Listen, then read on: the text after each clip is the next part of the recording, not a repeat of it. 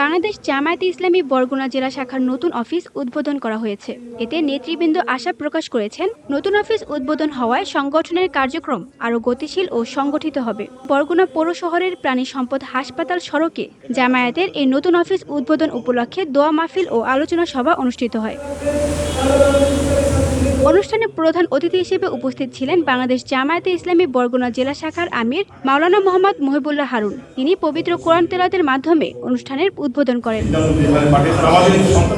অনুষ্ঠানে আরও উপস্থিত ছিলেন জেলা নায়েবে আমির এস.এম. আফজালুর রহমান, জেলা সেক্রেটারি আসাদুজ্জামান আল মামুন, জেলা বায়তুল মাল সম্পাদক মোহাম্মদ আনোয়ার হোসাইন এবং সদর উপজেলা আমির মাওলানা মোহাম্মদ নুরুল আমিন সহ দলের অন্যান্য নেতৃবৃন্দ।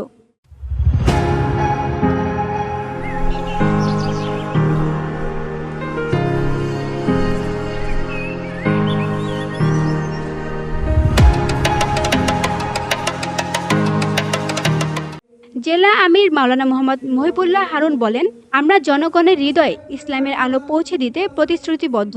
এই নতুন অফিস হবে আমাদের দাওয়াতি ও সাংগঠনিক কর্মকাণ্ডের একটি প্রাণকেন্দ্র। এই অফিস থেকে ইনশাল্লাহ আমরা দ্বীন ও দাওয়াতের কার্যক্রম আরও সুসংগঠিতভাবে পরিচালনা করব।